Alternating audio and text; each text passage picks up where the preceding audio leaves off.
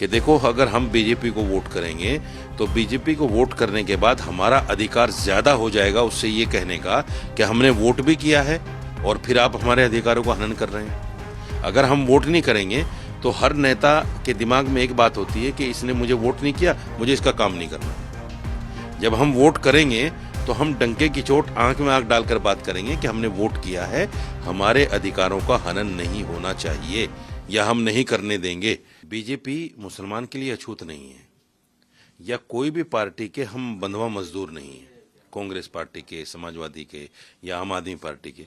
अब आप देखिए पिछले इलेक्शनों में कांग्रेस ने ये किया कि मुसलमान का साथ नहीं दिया, मुसलमान के साथ मंच साझा नहीं किया, मुसलमान के महलों में राहुल जी और प्रियंका जी वोट मांगने नहीं गई। वही सेम मामला, वही सेम जो है दिल्ली इलेक्शन में बीजेपी आम आदमी पार्टी ने कर दिया। केजरीवाल ने कोई मीटिंग मुसलमान के साथ नहीं ली, कोई प्रोग्राम मुसलमान महल्ले में नहीं किया, कोई मंच मुस्लिम नेता के साथ साझा नहीं किया। जब हम सिर्फ और सिर्फ वोट देने के लिए हैं तो हम इन पार्टियों के बंधुआ मजदूर होकर क्यों रहे? वो जो एक परसेप्शन ये लोग बनाते हैं बीजेपी से डराकर कि मुसलमान कहां जाएगा, उस भ्रम को तोड़ने पर मैं काम कर रहा हूं। मैं मुसलमानों को बताना चाहता हूं कि देखो अगर हम बीजेपी को वोट करेंगे तो बीजेपी को वोट करने के बाद हमारा अधिकार ज्यादा हो जाएगा उससे ये कहने का कि हमने वोट भी किया है और फिर आप हमारे अधिकारों को हनन कर रहे हैं। अगर हम वोट नहीं करेंगे तो हर नेता के दिमाग में एक बात होती है कि इसने मुझे वोट नहीं किया, मुझे इसका काम नहीं करना। जब हम वोट करेंगे तो हम डंके की चोट आंख में आंख डालकर बात करेंगे कि हमने वोट किया है, हमारे अधिकारों का हनन नहीं होना चाहिए या हम नहीं करने देंगे, ये संविधान भी कहता है हमें। तो हम ये तमाम बातें, मैं इस पर काम कर रहा हूं कि मुसलमान डर से निकले, वो जो डर पैदा किया गया है।